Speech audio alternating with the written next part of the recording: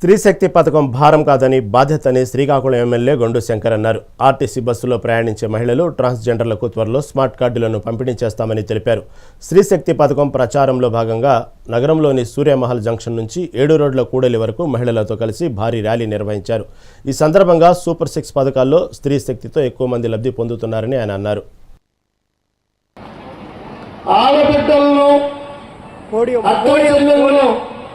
సామాజికంగా ఆర్థికంగా పైకి తీసుకువచ్చి వారి కాళ్ళపై వాళ్ళు సొంతంగా వ్యాపారాలు చేసుకొని ఎదగాలన్నదే తెలుగుదేశం ప్రభుత్వం, తెలుగుదేశం పార్టీ యొక్క నినాదం, అలాగే కూటమి ప్రభుత్వం యొక్క ఆశయం.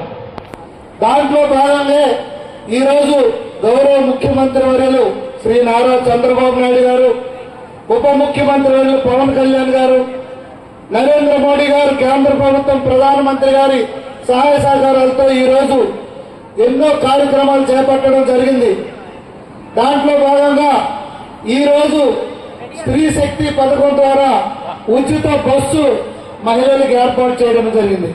ఇందాకే సోదరిమణులంతా చెప్పారు, ఈ మహిళకు మాత్రమే ఎక్కాలి, ఈ మహిళ ఎక్కకూడదని కాకుండా ఒక కూలీ నుండి కలెక్టర్ వరకు ప్రతి మహిళ బస్సు ఎక్కొచ్చు. నీకు ఇన్ని మీటర్లు ఉన్నాయా, నీ కరెంటు బిల్లు పెరిగిందని లేదు.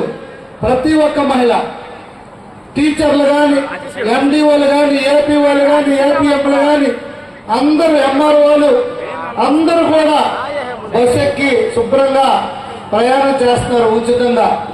అటువంటి ఉచిత బస్సు సౌకర్యం మనం సూపర్ 6 లో భాగంగా గౌరవ ముఖ్యమంత్రి వర్యులు ఇచ్చిన మాట ప్రకారం ఈరోజు మనకి ఆ మాట నిలబెట్టుకొని ఈ పథకం ప్రారంభిస్తే